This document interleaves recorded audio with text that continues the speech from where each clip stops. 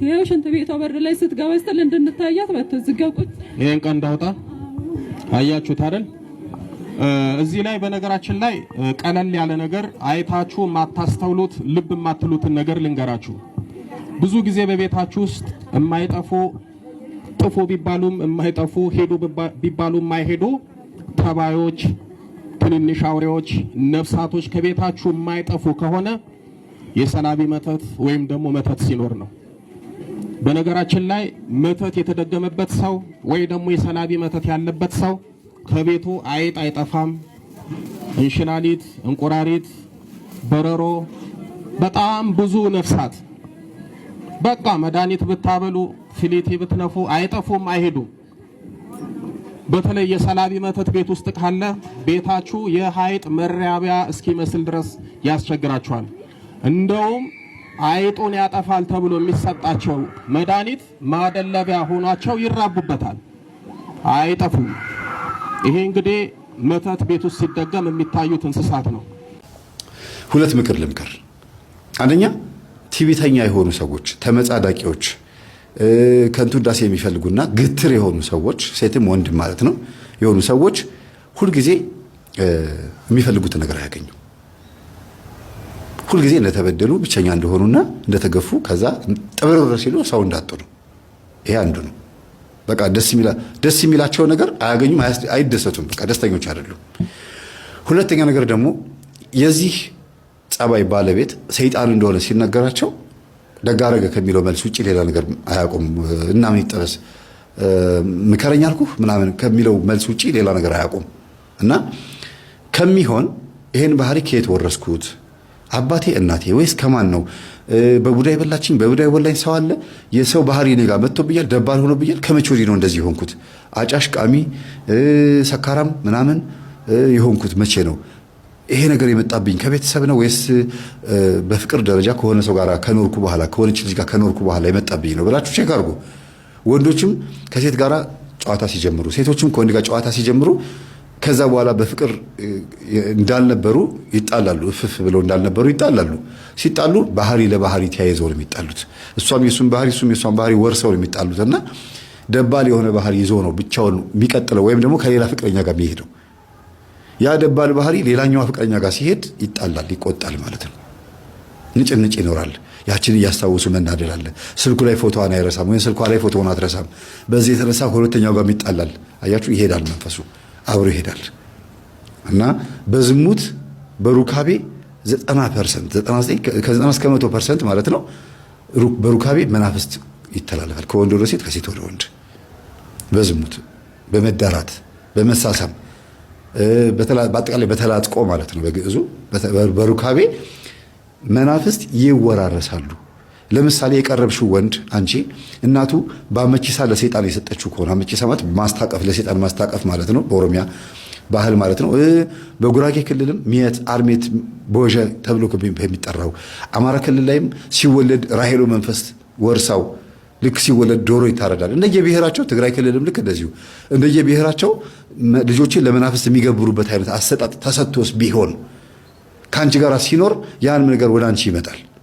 ባህሪው ግልብጥብጥ የሚልብሽ ጸባዩ የሚለዋወጥብሽ እንደገናም ደግሞ እንደምትፈልጊው አይነት ወንድ እንዳይሆን ቺት የሚያደርግብሽ ስልኩ ላይ የማትፈልጊውን ነገር የምታገኝበት ቤተሰቦቹም አንቺን የሚጠሉበት መንገድ ሊሆን ይችላል። ይሄ አንቺን አይፈልግሽማ። ሌላው ሴት ዛሬ አይነት ጥላ ካለችበትም አንቺን አትወድሽም።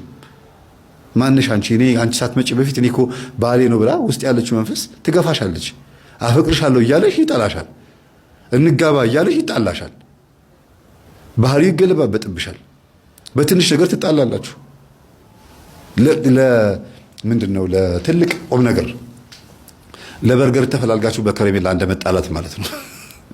ያ ማለት በትልቁ ለትዳር ለሚባለው ጉዳይ ተፈላልጋችሁ በጣም ኢምንት በሆነች ትናንሽ በሆነ ነገር ተኮራርፎ በዛው ነገሮች ተካረው እልከኛ ሆነው እስከ መፋታት በጨውነት ደረጃ እስከ መለያየት ቤተሰብ ጣልቃ ቢገባም እንኳን ነገሮች በጣም አስቸጋሪ እስከመሆን ድረስ ይደረሳል።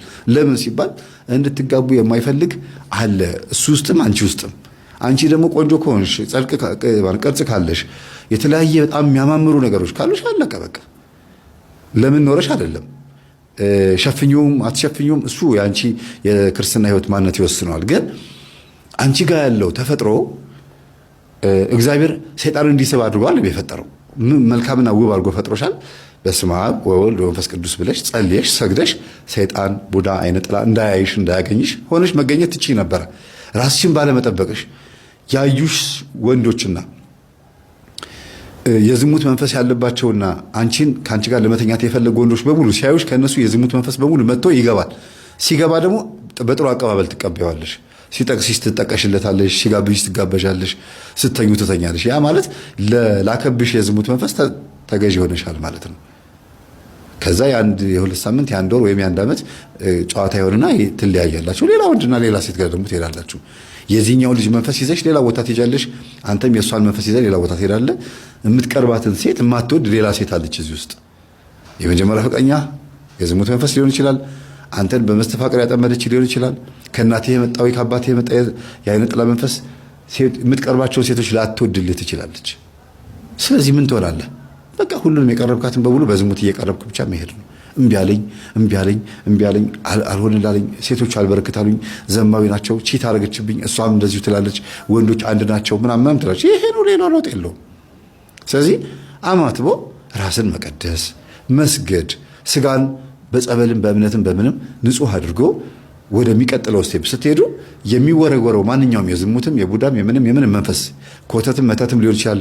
ከሴት ጓደኞቻችሁ የሚመጣ የሴቶች ከወንድ ጓደኞቻችሁ የሚመጣ የወንዶች መንፈስ ሊኖር ይችላል። ያ አይመጣም፣ አይነካችሁ። ምቀኛም እንኳን ቢኖር ይመልሰዋል። አይናቸው እያየ አግብታችሁ ስትወልዱ ወግ ማድረግ ስታዩ ያዩዋችኋል። እነሱ አይናቸው እያየ ምቀኞቻችሁ ወይም የዝሙት መንፈስ ያለባቸው ሰዎች እያዩአችሁ ደስ የሚል ኖሮ ትኖራላችሁ። ለምን? አጥር አለ፣ ታጥራችኋል። በእግዚአብሔር ኃይል ታጥራችኋል ማለት ነው። እና ራስን መጠበቅ የመሰለ ነገር የለም። ዝም ብሎ በመጻድቅ ከንቱ ውዳሴ ውስጥ መግባት ትምህርቱን መቃወም ሳይሆን ትምህርቱ ምንድን ነው ዘወጉ ብሎ ማሰብ ያስፈልጋል። እንደ እህታችን ጥግ ድረስ የሄደችው ሳታቀን ነው። መስማትም አትፈልግም። ለምን? ሌሎች መምህራን እኛን ሳያውቁን እየሰደቡን ሰምታለች። ልክ እንዳዩ ሆነው አጠገባችን ሆነው እንዴት እንደምንበላ እንዴት እንደምንጠጣ ምን እንደምንለብስ አብረውን የሚኖሩ ይመስል መምህራን እኛን ስለኛ ሲያወሩ ይገርማል። ከዛ እነዚህ ሊድኑ የሚገባቸው ነፍሳትን ያበላሻሉ። ልክ የእኛን ትምህርት ስታዳምጥ ግን ይኸው ዳነች፣ ለቅዱስ ቁርባን፣ ለንስሐ ሕይወት፣ ለጋብቻ በቃች። አይነ ጥላዋ ትዕቢት መንፈሷ ተወገደ። ለምን? ቤታቸው የነበረ የዛር መንፈስ እሷ ላይ ነበር ያረፈው። ሌላው ያልነገርኳችሁ በጣም የሚገርመው ነገር ልንገራችሁ። ቤተሰብ በሙሉ በሚጸልይበት ሰዓት ልጅቷ ላይ ነበር የሚመጣው። ኢቭን የቤት ሰራተኛቸው ራሱ ትጸልያለች። ስለዚህ መንፈሱ ማረፊያ ሲያጣ ትዕቢተኛዋ ላይ ነበር የሚያርፈው። እነሱ እየጸለዩ ጸሎት ክፍል ቴሌቪዥኑን ድምፁ ትጨምረዋለች።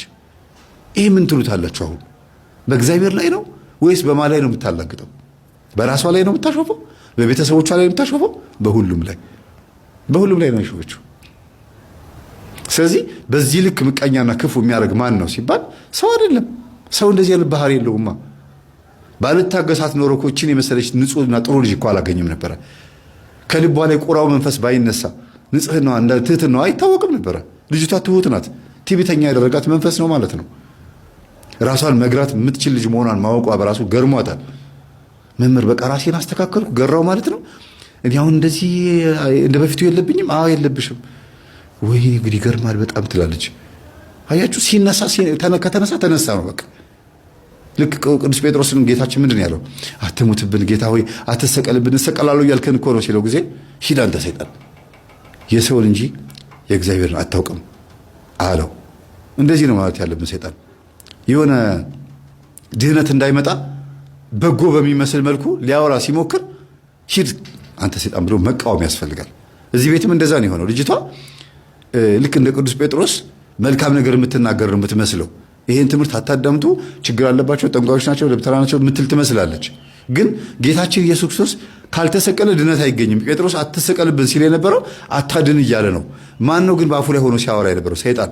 በልጅቷ አፍ ላይ ሆኖ ሲያወራ የነበረው ማን ነው? ሰይጣን ነው። ይሄን ትምህርት ከምታዳምጡ ዱርዬ ብትሆን ይሻላችኋል፣ ዓለማዊ ብትሆን ይሻላል።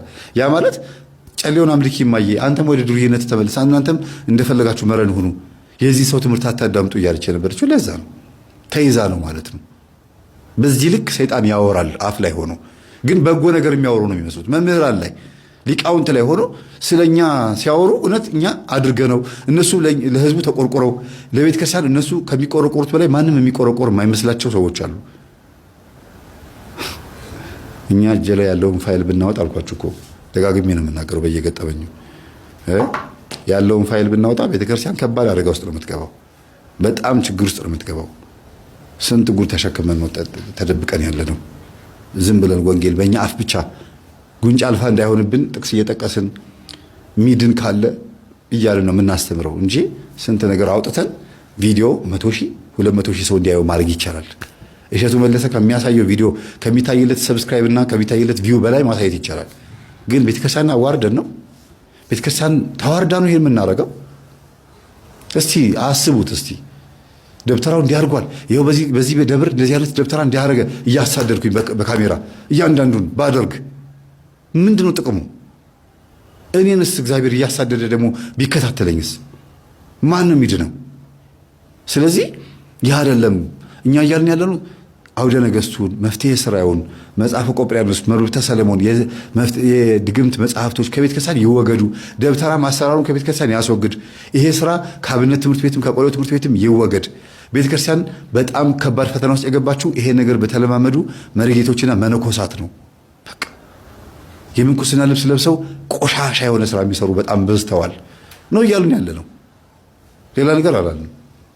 ይሄንን ቪዲዮ ጋብዣችሁ እንለያያለን። እኔ ጨርሻለሁ።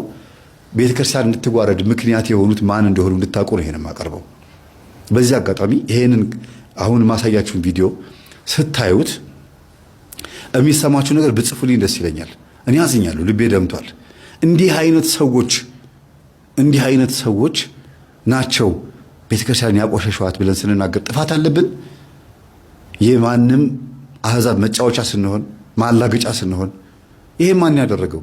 ዝሙት ስሜቱን መቆጣጠር ያቃተው ሱሪው ዝቅ የሚያደርግ የገንዘብ ስሜቱን መቆጣጠር ያቃተው አምጡ እያለ የሚበላ የቴሌግራም ግሩፕም ቢከፍትም ለገንዘብ ዩቲዩብ ቢከፍትም ለገንዘብ ህዝብ ቢሰበስብም አምጡ ለማለት ታቦት ቆሞም አምጡ ለማለት ሁሉ ነገር ህዝቡን ነጠቃ ነው። ህዝቡ ግን ቻይ ነው። አቤት ጫንቃው! ክርስቶስ ነው ብርታት የሆነው። ኃይልን በሚሰጠኝ በክርስቶስ ሁሉን እችላለሁ ያለ ማን ነው? ህዝብ ነው፣ አገልጋይ አይደለም። ህዝብ ነው። የቅዱሳን በረከት ያደረው ባላይ ነው፣ ህዝብ ላይ ነው። እንዴ ኃይልን በሚሰጠኝ ሁሉን እችላለሁ የምትለዋ ላይ ሁሉ የምትለዋ ላይ የደብተራን ፈተና የቤተ ክርስቲያንን ሽኩቻ ዘረኝነትን እችላለሁ በሚለው ተኩት። አቤት እግዚአብሔር እናንተን ይህን ታግሳችሁ እስከ እድሜ ፍጻሜያችሁ ድረስ ተዋህዶን ጠብቃችሁ የምትኖሩ ሰዎች እድላችሁ በጣም በቃ እግዚአብሔር እንዴት እንደሚሸልማችሁ። ምክንያቱም ቤተ ክርስቲያን ምንም አላጠፋችማ። ምን አደረገች ቤተ ክርስቲያን? ያጎደፏት ያበላሿት ማን ናቸው? እኛና አገልጋዮች ነን። በቃ ቤተ ክርስቲያን ውስጥ ያለውን ነገር እንጃ አንድ ኃይል አለ። እሱም ቅዱስ ቁርባን ነው። እሱን በቃ እየበላችሁ እየጠጣችሁ ብቻ አይናችሁ ሌላ ነገር አይመልከት እና ይሄን ቪዲዮ እዩት። የነዚህ ሰዎች መላገጫ እንድንሆን ያደረገን አስማቱ፣ ድግምቱ፣ ቆሻሻ የሆነው ኮተት ነው። ከቪዲዮ በኋላ ምንም አላወራም። ከቪዲዮ በፊት ማውራችሁ በደንብ እንድታዩት ነው። ይሄ ነው ቤተክርስቲያን ያዋረዳት። ሰላሙን እና እኔ ነፍስ አባት የሚባል ነገር የለኝም ነበርና እህቴ ናት ከመንገድ ላይ አምጥታቸው ነፍስ አባት የላትም እህቴና ነፍስ አባት ሆኗት ብላ አምጥታልኝ ማለት ነው። እና እኛ በቃ ደስ አለንና ነፍስ አባት አላቅም ብዙ ጊዜ የለኝም ነበርና ሆኑን ማለት ነው። ከዛ በኋላ በጣም እያከበርናቸው እኔ ነፍስ አባት የማውቀው ከእናቴ ጋር አብሮ እናቴ ኦርቶዶክስ ናት። ከድሮ ልጅ ሆነን አብረን ያሳደጉን ማለት ነው። እና በጣም ሪስፔክት ያለን ከእግዚአብሔር በታች አምነናቸው ምናምን ልክ እናቴ እንደምታከብራቸው ነው አክብረናቸው የምናውቀው ማለት ነው። እና እዚህ ጋር ሲመጡ ለእኔ በጣም ሪስፔክት ሰጥተን ሲመጡ በስነስርዓት አስተናግደን ምን ብለን ነበር። እና መጨረሻ ላይ ምን አደረጉ? የሆነ ቦታ ላይ ለወጣ ስል ከእህቴ ጋር ቆይ አትውጡ ግቡ ጸልዬላችሁ ነው የምትወጡት አሉ። እንዳጋጣሚ ጠዋት ላይ ሲመጡ ማለት ነው። እኔ የሆነ ውጭ ሀገር ለመሄድ ቪዛ ለማምጣት ነበር የሚሄደው እና ሁሉን ነገር ጨርሼ ማለት ነው። ከዛ በኋላ እጸልይላቸው ያለው ብለው ቆመው በባልዲ ውሃ ይዛችሁ ነው አሉ። አመጣን፣ ነጠላችን ለበስን፣ እንደገና ቆምን ማለት ነው። እየተጸለየ እያለ በአንድ 10 ደቂቃ እንደጸለየው ወደቁ ሰውየው ማለት ነው። ቄሱ ሲወድቁ ምንድነው የሆነው? ሲወድቁ ደነገጥን። ከዛ ወይኔ ብለህ ደግነቱ ሶፋ ላይ ነው የወደቁት። ከዛ ማንኮራፈት ጀምሮ ተኝተው ማለት ነው። ከዛ በኋላ ወይ ጉዳችን ፈላ፣ ሰውየው ሊሞቱ ነው ወይስ ምንድን ነው? እንደዚህ አይነት ነገር አይተናናቅም ብለን ደንግጠን ጠበቅን ማለት ነው። እንግዲህ ሲያንኮራፉ ተኛው ማለት ነው። ጠበቅን። አንድ 20 ደቂቃ ከተኙ በኋላ ሲነሱ እናንተ በስመ አብ ምን አይነት አምላክ ነው ያላችሁ? እንደዚህ እናታችሁ አምላክ ገልብጦ ጣሌ ምናምን አሉና በቃ ካሁን በኋላ አሉና ጥለው ውልቅ ብሎ ሄዱ ማለት ነው። ከዛ እኛ አላወቅንም። ለካሳቸው የሰሩትን ስራ ሰርተዋል። ከዛ በኋላ ሲሄድ ቪዛ የሚባል ተዘግቷል፣ ለአንድ ወር ያህል ተዘግቷል አሉ። እንዴ ነገ እኔና ውሰጂ ተብያለሁ። በፍጹም በቃ ምን አለፋችሁ መልስ በቃ ምንም ነገር አይሆንም። ስንት ሰዓት ሙሉ ስከራከር ማለት ነው። ተመልሼ ተናድጄ መጣ። ተቃጠለ ቪዛዬ ማለት ነው። እና እንደ አጋጣሚ የሆነ ድግስ ነበር የምናውቃቸው፣ እኔም እሳቸው የሚያውቋቸው ጎረቤት ነበሩ። ድግስ ላይ ተገናኘን። እየሰማችሁ ይሆን አይደለ? አዎ እየሰማን ነው። ድግስ ላይ ተገናኘንና አንቺ ሁል ጊዜ ጠጥቷ በጣም ከጠዋት ጀምሮ መጥተው ሲጠጡ ነበር የዋሉት እዛው ሰዎቹ ቤት ማለት ነው። እና በጣም ሰክረው እንደ መስከር ብለዋል። ከዛ አንቺ ሁል ጊዜ አንቺን አገለግልሻለሁ፣ አንቺ ግን ጋብዘሽኝ አታውቂም ምናምን አሉኝ። እንደምን ችግር አለው ጋብዞታለሁ ከፈለጉ እርሱ እንኳን ለአባት ለሌላ የሚጋበዝ የለም ምናምን አልኩኝ ማለት ነው። ከዛ በአንዳች ስወጣ ትጋብዥኛለሽ? እሺ ችግር የለም አልኳቸው እና ጨርሰን ወጣን ማለት ነው። ስንወጣ እኔ በጣም ሩቅ ነው የሚሄድበት፣ እሳቸው እዛ አካባቢ ናቸው። ከነሱ ጋር ከሰዎቹ ጋር ጸብ ነበራቸው፣ ትንሽ ጸብ ነበራቸው ከልጃቸው ጋር ማለት ነው። ከዛ ድግስ ከጠሯቸው ሰዎች ጋር እና በጣም ተናደዋል። ከዛ ቁጭ በይ የምነግርሽም ነገር አለኝ አሉኝ። ምንድን ነው የምነግሩኝ? እኔ እኮ እሄዳለሁ፣ የምትፈልጉትን ነገር ልጋብዞትና ምግብም የምጠጡትንም እዚሁ ከፍዬ እኔ ልሂድ፣ እኔ ይመሽብኛል ስላቸው ምን አሉኝ? ኧረ የምነግርሽ ሚስጥር አለኝ አሉ። ምንድን ነው አልኩና ደነገጥኩኝ። ከዛ እሺ ብዬ ቁጭ አልኩ ማለት ነው። ቁጭ ስል ለስላሳ ያዝኩኝ ማለት ነው። ለምን ቢራ ያዥ እንጂ። አይ እኔ ቢራ አልጠጣም፣ እኔ ጠጥቼም አላውቅም እና ብዬ ሚር እንዳያዝኩ ማለት ነው። ከዛ ምን አሉኝ? አንድ ሚስጥር የምነግርሽ ዛሬ አለኝ። ባለፈው እሄዳለሁ ብለሽ ስትይ እኔ ነኝ ደግሜ መሄድሽን ያቋረጥኩብሽ፣ እንዳትሄጂ የሰዎቹን በሙሉ እንዲዘጋጋብሽ ያደረኩት ደግሜብሽ ነው አሉ። ምን አርጌዎት ነው? ምን አርጌ ነው? በቃ ደነገጥኩኝ። ከአንድ አባት እንደዚህ አልጠብቅም። አንድ አባት እንደዚህ ሲል በጣም ያስደነግጣል። እኔ በትልቅ ደረጃ ነበር የማያቸው። ከዛ በኋላ እንዴት እንደዚህ ያደርጉኛል? ልጆች አለዎት፣ በልጆቹ ይዤዎታለሁ። እንዴት እንዲህ አይነት ስራ ይሰሩኛል? 5 ቆንጆ ልጆች አላቸው፣ ሚስት አላቸው። አስብ እንግዲህ።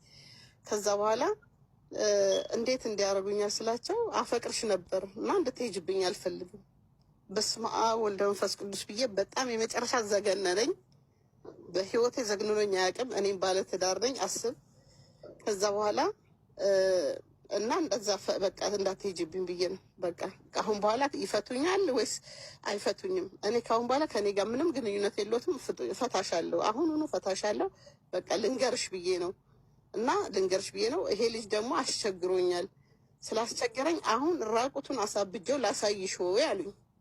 እንግዲህ እኔ እግዚአብሔር ምስክሬ ነው። ልሳኔን ዛሬ ዘግቶት ይደር። እኔ ውሸት ከቀላቀልኩ ቃል በቃል የተናገሩትን ነው ትምህርት እንድትወስዱ ነው የምነግራችሁ። ሰው ምን ያህል ክፉ እንደሆነና ይቺ ሴት ፈልጋ እንደዚህ ፎቶ እንድትነሳ እንዳልሆነች ያደረጉትን ነገር ልነግራችሁ ነው። ከዛ በኋላ እንደዛ አሉኝና ከዛ መጨረሻ ላይ ፈትቼሻለሁ አሉኝ። ልጁን አሳብጄ ላሳይሽ ያሉኝ በጣም አናዶኛል። ቤቴን ሁሉ እስከ መቀማት ደርሷል። አሁን ጨርቁን አስወልቄ ላሳይሽ ወይ ሲሉኝ፣ ኧረ አባ ተው እንጂ ነውር ነው። እንዴት እንደዚህ ያደርጋሉ? ልጅ አይደል ወጣት አይደለ? በይቅርታ አለፉት እና ይቅርታ እንዲል ማድረግ ነው እንጂ እንዴት እንዲያደርጉታል ብዬ ያልኳቸው፣ ተይው በቃ ምናምን አሉና በዛው እኔ ራሴ ከዛ ከትንሽ ጊዜ በኋላ በቃ ቻው ብያቸው ልወጣ ስል ቆይ ቁጭ በይ ያሉኝና ምን እንደሆንኩ አላውቅም። ክላስ ውስጥ ነው ራሴን ያገኘሁት ማለት ነው። ከዛ ራሴን ሱሬን ይፈታሉ። ደግነቱ ሱሬ ታስሯል፣ በጣም ታስሯል። ሱሬን ሲፈቱ የዛን ሰዓት እንደ ሰመመን ብድግ ስል ክላስ ውስጥ ነኝ፣ እሳቸው አጠገብ ያሉ። ከዛ በስመ አብ ወልደ መንፈስ ቅዱስ አልኩኝና እንደገና ብድግ አልኩና ለምንድን ነው እዚህ የመጣሁት ምናምን ስላቸው፣ አይ ትንሽ አሞሽ እኮ እንድታርፊ ብዬ ነው እዚህ ያመጣሁሽ አሉ። ከዛ ገፈታትሬያቸው ወጣሁ፣ በጣም ተናድጄ ማለት ነው። ልጅቷ ምንድነው እሱ የተፈጠረ ነገር አይተሻል? ምንድነው የሆንኩት ምናምን ብዬ ስላት አስተናጋጇን ምን አለችኝ? አይ እኔ ምንም ያየሁት ነገር የለም አላቅም፣ ውጭ ነበርኩኝ አለች። እስከዚህ ድረስ ነው የሚያደነዝዙና ደግመው ጭራሽ መጫወቻ የሚያደርጉ ልል ነው። አሁን እቺ ልጅ እንደዚህ ቪዲዮ እስኪቀርጿት ድረስ በፍጹም እኔ እርግጠኛ ሆኜ የምነግር በራሴ ስለደረሰ የሆነ ነገር ደግመውባት ራሷን እንዳታቃርገው የሆነ ፊልም ቀበሏት የሚፈልጉት ነገር አለ ማለት ነው። ስለዚህ ነው እና እንድትማሩበት ፈልጌ ነው ይሄንን የተናገርኩት። እና እኔ ከዛ በኋላ በፍጹም እንኳን ነፍስ አባት አይደለም ባጠገብ ቤተክርስቲያን ጋር ራሱ መሄድ ፈራው። ለምን ቄሶቹን ፈራዋቸው ማለት ነው። እግዚአብሔር ግን ይፍረድቦት ብያቸው ነበር ሰውየውን። እግዚአብሔር ልጃገረድ ልጅ ደፍረው እስር ቤት ገብተዋል ተብሎ ሰማሁኝ። እና የዚህን ያህል ባለጌዎች ናቸው ልልህ ነው። እና ትምህርት እንዲወስዱ የምፈልገው እናቶችና ልጆች ነፍስ አባት ናቸው ብለው ብዙ ባይቀርቧቸው ጥሩ ነው። እኔ ጥሉ አይደለም እንደዚህ ሁኑ አይደለም አያገባኝም፣ ግን ተጠንቀቁ ለራሳችሁ። በጣም ስራቸው በጣም ከባድ ነው፣ ከባድ ነው። እና ይሄንን ልል ነው። በጣም አመሰግናለሁ። ተባረክ። ቤላይ ታሪክሽ በጣም የሚገርምና የሚያሳዝን ነው። የሚገርምሽ ነገር እንደዚህ አይነት ታሪክ እኔ ብዙም አውቀው ወደ እኔ መጥተው የነገሩን ሴቶች አሉ፣ በጣም ብዙ ናቸው። እና እኔ ብናገር ምንድነው የሚመስለው ሃይማኖትን ለማጥቃት የመጣን ይመስለዋል ሰው። እውነት የምናወራም አይመስልም። ገባሽ? አዎ ግን መነገር አለበት። ሰው የፈለገውን ይበል የፈለገውን ይናገር። ይሄ ኦርቶዶክስ የሚባለው ውስጥ ያሉ አባቶች በጣም የቆሸሹ ናቸው፣ በጣም የወረዱ ናቸው፣ በጣም የዘቀጡ ናቸው። አዎ ታሪኩ ያሳዝናል። እንደዚህ የስላሴንና መድኃኔዓለምን እያስቀደሱ ሰው ሁሉ ያቆርባሉ። እዛ በእኔ ቦታውን መግለጽ አልፈልግም፣ ካስፈላጊ ከሆነ ነግራቸዋለሁ። ቤተ ክርስቲያን ውስጥ አስቀዳሽ ናቸው። ሚስታቸው ደግሞ ምን የመሰለች ቆንጅዬ ሚስት ብታይ 5 ልጆች ወልዳላቸው ቤታቸው ውስጥ ቁጭ ብላለች። እሷን እንኳን ሪስፔክት አይሰጡም። እስቲ ያስቡ። እንደገና ሌላ ሴትና ልጃገረድ ፍለጋ መዞር ምን የሚሉት ነው? ሃይማኖት ውስጥ ቤት ላይ እግዚአብሔር መፈሪያ እግዚአብሔርነት የቱ ጋር አለ? ሃይማኖቱ የቱ ጋር አለ? አየሽ አሁን አየሽ፣ ሰው እኮ ማውራት ስለማይፈልግ እንጂ ብዙ ጥቃት የደረሰባቸው ሴቶች አሉ። እኔ አሁን እችን አግኝቼ ለምን መሰል ቢያንስ ሴትና ልጆቻቸውን ፊት ለፊት እንዳያቀርቡ እንዲጠነቀቁ ነው እችን የወጣሁት እንጂ ለሌላ አይደለም። ገብቷል? እኔ ምንም በማላውቅ ብዬ እያወራሁኝ ራሴን ያገኘሁትኝ ክላስ ውስጥ ነው። ከዛ በኋላ ደግነቱ ቶሎ ከሸፈባቸው ምን እንደሆነ አላውቅም እንጂ ሱሬን እየፈቱ ነው ያገኘኋቸው። አስበው እንግዲህ ይሄ ውርደትና ሞት ነው። ከዛ በኋላ ልጃገረድ ደፍረው ነው የታሰሩት። የታሰረው ሰውዬው ብድ ብዬ እየጠፋው ስንት ጊዜ ከ6 ወር ነው ምናምን በኋላ እነዚህ ሰዎች ጋር ስደውል ወይ አንቺ በቃ ያቄስ እኮ ጠየቅሽ ወይ ታሰረ ልጃገረድ ደፍሮ አሉኝ። በስመ አብ ወልደ መንፈስ ቅዱስ አልኩና ደንግጬ ማለት ነው። የቱ ቄስ ይሄኛ ናለው ባጠፋም ሳታስወጡ እዚሁ እንድትመክሩኝ እፈልጋለሁ። እኔ ተበድዬ ነው የመጣሁት። የተበደልኩት ከዚህ በፊት በአረብ ሀገር ቤሩት ነበርኩኝና የዛሬ 3 ዓመት አካባቢ ወደ ሀገር ቤት ሄድኩኝ። የጎጃም ልጅ ለሀገር ልጅ ነኝ ማለት ነው። እና አንገቴ ላይ መስቀል አልነበረም ነበር። ንስሓ ትግባ እና አጋጣሚ ቤሩት ላይ ጠፍቼ ስለምሰራ ተብዙ ልጆች ጋር ተቀላቀየ ነው የምሰራና ከጌታ ልጆች ጋር ምናምን ከጴንጤዎች ጋር እኔ በሳቱ ኦርቶዶክስ ነበርኩኝ። በአሁኑ እኔ ምንም እምነት የለኝም እና ያ የሆነበት ምክንያት ተበድዬ ነው በቄሶች ማለት ነው። እኔ ብቻ ሳይሆን ቤተሰቦቼ ራሱ ተበድለዋል፣ ገንዘቤ ተበልቷል። ቤተሰቦቼ ከቤተ ክርስቲያን ተገድለው እንዳይጠጡ አቦ ስላሴ ተደርጎ የሁሉ ግፍ ነው የተደረገብኝና ያ የሆነው ምንድነው? ከዛሬ 3 ዓመት በፊት ከቤሩት ወደ ክፍለ ሀገር ሲሄድ አንገቴ ላይ መስቀል ስለሌለ መስቀል ትሰር ልጃችሁ ምናምን የክፍለ ሀገር ሰው በብዛኛው ውጭ ሀገር ሄድን ምናምን ነገር ስንል ሙስሊም እንደሆነ ምናምን ነው የሚያውቁት እና አንገቴ ላይ መስቀል ስለሌለኝ በደረስኩበት ሰዓት ሰው ሊጠይቀኝ ምናምን ነገር ሲመጣ ንስሓ አባት አስገባት፣ ጠበል አስገባት፣ መስቀል ትሰር ምናምን ነገር ተብሎ ይደረጋል። ከዛ ንስሓ አባት እንዲስ ተደረገ ማለት ነው። ከዛ ንስሓ አባት እንዲስ ሲደረግ ንስሓ አባቱ ቤቱ ጠራኝ ማለት ነው። ቤቱ ትልቅ ነው። ስሙ ታሪኩ ተገኘ ይባላል። የሰፈራችን ሰው ነው ማለት ነው። ታሪኩ ተገኘ ይባላል። አስፈላጊ ከሆነ ፎቶውን አስመጥቼ አጋልጣለሁ ማለት ነው። ይሄን እድል ስላላገኘው ነው እስከዛሬ ማለት ነው የደበኩት ማለት ነው። ኦልሞስት 2 ዓመት ሊሆነው ነው ይሄ ነገር ማለት ነው። ከዛ ቄሱ ብቻ ሳይሆን በቤተ ክርስቲያኑ ያሉ አባላት ቄሱ የበደለኝን ቤተሰብ የደረሰባቸውን ለቄሶች በማህበራችሁ ይህን ነገር አጋልጣችሁ ገንዘቤንም ስጡ፣ ቤተሰቤንም እኔ ቤተክርስቲያን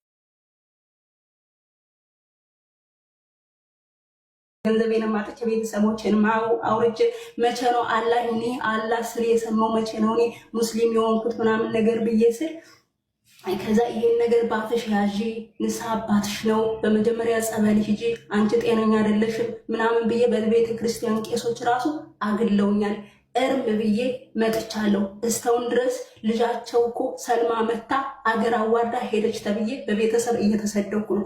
ቄሱ እንዴት ብርሽን በላሽ ለተባልኩት ነገር ንስሐ ግቢ፣ ኃጢአትሽን ንስሐ ግቢ፣ እዛ ምግብ ምናምን ቀላቅለሻል ምናምን ንስሐ መግባት አለብሽ፣ ከዛ ጸበል መጠመቅ አለብሽ፣ የንስሐ አባት ሊኖርሽ ይገባል፣ ተመለሰሽ ልትሄጂም ስለሆነ የንስሐ አባት በሩቅም ብትሄጂ በሩቅም ቢሆን በስልክ ማውራት አለብሽ፣ ያለ ንስሐ አባት ከሀገር መውጣት የለብሽም ተባልኩኝና እሺ ብዬ ከዛ ቄሱ የት ይጠሩኛል? ቤታቸው ትልቅ ነው፣ የጸሎት ቤት ተብሎ ለብቻቸው አለ። ስለዚህ ጸበል ምናምን ነገር እንትናሉ ቦርሳሽን አስቀምጪ ጸበል ልንትንልሽ ነው ሊደግምልሽ ስለሆነ ምናምን ነገር አለና ቦርሳያን አስቀምጫ ወደ ጸሎት ቤት ገባው ማለት ነው። ከዛ ሲሉ ቆዩና ከዛ ጠበል ረጩኝ፣ መከሩኝ፣ መስቀል አሰሩልኝ ከአንድም ሁለቴ። ከዛ በኋላ ስወጣ ወጣሁኝ፣ ቦርሳያን ይዤ ወደ ቤቴ ወጣሁኝ፣ መስቀል አሰሩልኝ፣ ተመስገን አልኩኝ። ከዛ ቤት ሲሄድ ብሬ የለም፣ ያው ጌታ ምስክር ብሬ የለም። ከዛ ሌላ ቄስ ነበሩ። እሳቸው በመጀመሪያ እሳቸውን ሂጄ ብሬን እኮ እንደዚህ አድርጌ አጠው አባ እንዴት ነው ምናልባት እኔና እርሶ ወደ ጸሎት ቤት በርን ሰዓት ልጆች ገብተው የሆነ የልጅ ነገር ተሳስተው የሆነ እኔ ደግሞ ተመልሼ ወደ ስደት ሊሄድ ሲሆን ይሄ ደግሞ ያደራ ብር ነው፣ ይሄ ደግሞ የሚሄድበት ብር ነው። ቤተሰቦቼ እንደምታውቋቸው ድሃ ነው የለኝም። ስለዚህ እንደዚህ ጉድ ወስጃለሁ ምናምን ነገር ስለ አራራራራ ብለው ራሳቸውን ይዘው ይሄ ነገር ሰው እንዳይሰማሽ ነገር አሉኝ ማለት ነው። እንዳይሰማሽ ቤቱን አይተሽ የለ ሰው የለም ነበረ ምናምን ነገር አሉኝ።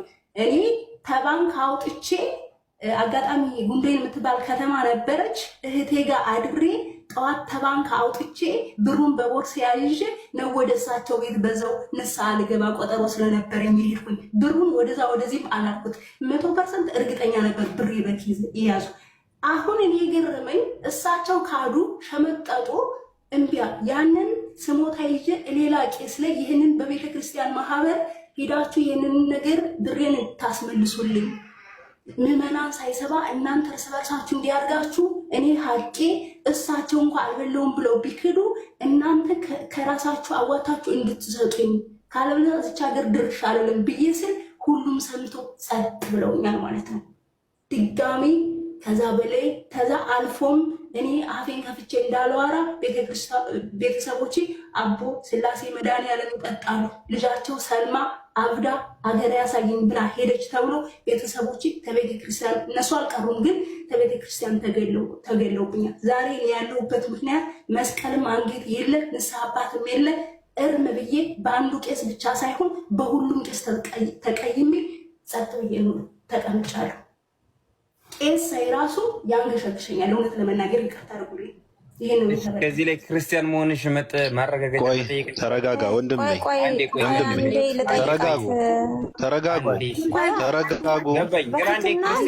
ተረጋጋ ባላገሩ ተረጋጋ ወንድሜ፣ ተረጋጉ እናንተ ሰዎች ተረጋጉ። አንዴ ሁላችሁም ታደርጉ። አንዴ ባቢሎንም ይተራሉ። ሁላችሁም ስለ ልኩ ታሪክ አያገባም። ኦርቶዶክስ ለመሆንሽ ላለመሆንሽ አንተ አይደለም የምጠይቀው፣ እኛ ነው የምንጠይቀው። ሰው መጥቶ ችግሩን ሲናገር፣ ሰው መጥቶ የደረሰበትን ሲናገር፣ ለተደፈረ ምስክር፣ ለተጎዳ ምስክር፣ ለተቸገረ ምስክር፣ እሱ ጥያቄ አስፈላጊ ነገር ነው። ግን አሁን አይደለም ጠይቃት ልጅቷ ገባክ? ስለዚህ አዳምጥ። እኛም ጠይቃት ጥያቄ አለ። መጨረሻ ጥያቄ ካለ ትጠይቃታለህ። በደላቸውን ይዘው እንዳይ ሚውት አድርግ አስወጣለሁ ካስፈለገ። በቃ እንደዚህ አይነት ነገር እኛ ቤት አይሰራም። ይሄ እኛ ቤት ነው። እኛ አራስ ገዞች ነን። ሰው በደሉን ሲናገር ችግሩን ሲናገር የተናገረችው ነገር ምንም አልመሰለህም። ገንዘቧ ማጣቷ፣ ቤተሰቦቿ መገደላቸው፣ እሷ መሰቃየቷ፣ መቸገሯ ምንም አልመሰለህም።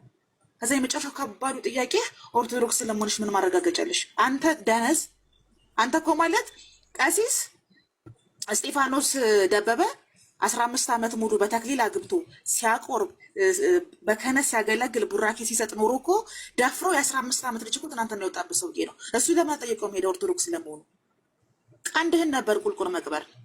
እናንተ የኃጢአት ጽዋ ናችሁ። የደፋሪ ደቀ መዛሙርት፣ የሌባ ደቀ መዛሙርት፣ የገዳይ ደቀ መዛሙርት ናችሁ። የተናገረችው ዝም በል አንተ ዳታ ደዚህ ጨርቃም ስብስብ ዳታ ጨርቃሞች እንዴት እንደምታስጠሉ የምትቀመጡ ሰዎች ጨርቃችሁ ተቀመጡ። ስርዓት የጨርቃም ስብስብ የተጎዱ ሴቶች፣ የተጠቁ ሴቶች፣ የተደፈሩ ሴቶች፣ የተቸገሩ ሴቶች ችግራችሁ ነው። ሽብርሽን በየቡና ቤት መስጠት ይሄ በየመንገዱ መንከባለል የለመድሽ የቁም ሬሳ ውጭ ከዚህ ክፍት። አመሰግናለሁ ስለ ስድቤን ስላዳመጣችሁ። ሀናዬ ምን ያህል ገንዘብ ነው የተወሰደብሽ? የዛሬ 3 ዓመት ነው የተወሰደብኝ። አሪቾ ወይ እየሰማሽ ነው? ሀና አቤት። አይሰማም? እያወራች ነው። አልተመጣም መሰለኝ። እያወራች ነው። አይሰማሽም? ትናገሪያለሽ። አይሰማሽም? ኦፓል ቤተሰቦችሽ እንግዲህ ከቤተክርስቲያን እስኪገለሉ ድረስ የደረሰብሽን ነገር ትናገሪያለሽ። ሰው ችግሩን ሲናገር ሰው የደረሰ አይሰማም? እያወራሁኝ እኮ ነው። ቀጥ ያህል እየሰማሽ ነው። ኦኬ ላውራሽ። የተወሰደብኝ 45,000 ቀጥታ ከባንክ እንዳወጣሁት። እንደውም ብር አይሰጥም ሲሆን እዛ አካባቢ ትንሽ ብር እጥረት አለ ባንክ ላይ እና በእህቴም በእኔም አድርጌ አውጥቼ 45,000 ብር ይዤ ያንን ብር ይዤ ነው የሄድኩት ማለት ነው። አንድ ሳትቀር ብሯ ብቻ ነው ወርቅ ምናምንም ነበረ፣ ብሯን ብቻ ነው የተወሰደብኝ እና እሱ ብቻ ሳይሆን እኔ የገረመኝ ልክ አሁን ገብተው እንደተሳደቡት ልጆች እኔ ኦርቶዶክስም አይደለውም የምንም እምነት ተከታይ አይደለውም በአሁኑ ሰዓት ብያለሁ። ሁለተኛ እኔ የሰው ስም በማጥፋት እግዚአብሔርን ስም በመጥራት አይደለም የቄሶችን ወይ ደግሞ ኦርቶዶክስን መቃወም የምችለው። የሚገርመው ያሳዘነኝ ነገር ለጓደኞች እንኳን ስነግራቸው ጓደኞች የራሱ ልክ እዚህ ቪዲዮ ገብተው እንደተቃወሙኝ እነሱም ተቃውመውኛል። ከዛ በኋላ ማንም ሰሚ እንደሌለኝ ምን ያክል ቄሶች ኃጢአት እንኳን የፈለገ ነገር ቢሰሩ ምዕመናኑ ምን ያክል ለቄሶች ቦታ እንደሰጧቸው በቃ ማንም ሰሚ ያጣው ማለት ነው። ከቤተሰቦች ውጭ ማንም ቄሱ አጡ እና ሰሚ ያጣው ያ ለቄሶች ተናግሬ ለአንድም ለሁለትም ቄሶች ተናግሬ በህብረት ይህን ነገር እንድታውልኝ ምዕመናን ሳይሰማ እንድታውልኝ ገንዘቤ እንዲመለስልኝ አልፎ ተርፎ ቤተሰቦቼ ለምንድን ነው እኔ መቼ ነው አላህ ወላ ስል ታፌ እንኳ የተሰማው ብዬ ያንን ነገር እንድትፈቱልኝ ቤተሰቦች። በክፍለ ሀገር ደግሞ በጣም ወሬ ይገናል ማለት ነው። በተለይ እኔ ወዳለሁበት ወደ ጎጃም ጭራሽ የሚባል ጎጃም ሆኖ ለምሳሌ ወደ ሞጣ ምናምን ሙስሊሞች አሉ ማለት ነው። እኛ ደግሞ ያለነው ወደ ክፍለ ሀገር ነው። ይሄ ጴንጤ የሚባለው ሙስሊም የሚባለው ዝርያ እንኳ የለም ማለት ነው። እና አንዳንዴ ጌታ እላለሁ አብሬ ቤሩት ላይ ከብዙ ልጆች ጋር አብሬ ቆይቼ ስለነበረ ጌታ በቃ ጌታ ምናምን ነገር እላለሁ ኢየሱስን ምናምን ነገር ስል ማለት ነው ከሃዲ ናት ብለዋሉኝ ማለት ነው። እና ምንድነው የታዘብኩት? ኢየሱስን ማለት ከሃዲ ያስብላል ወይ ጌታን ማለት ከሃዲ ወደ ነፍስ አባቷ ጠጋ ብላ ታማክራቸዋለች። የደረሰባትን እንዴት እንደሆነ ወሊድ እርግዝና እንደሌለ ምናምን ነገረቻቸው። ይሄ ችግር የለብሽም መፍትሄው እኔ ጋር አለ፣ ልጄ መፍራት የለብሽም አሉ። ልጅቷ አገር ሰላም ነው ብላ ነገሩን ተቀብላ በቃ መፍትሄ እንሰጥሻለሁ ስለተባለች እርሱ ጋር ትሄዳለች።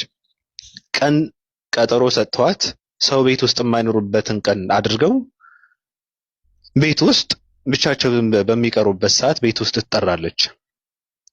ከዛ የሆነ እጣን ነገር ሰጥተው መታጠን አለብሽ አሏትና መጀመሪያ ላይ ከዛ መጨረሻ ላይ ምን አሏት? ልብስሽን አውልቀሽ መታጠን አለብሽ፣ ነጠላን ነው መልበስ ያለብሽ አሏት።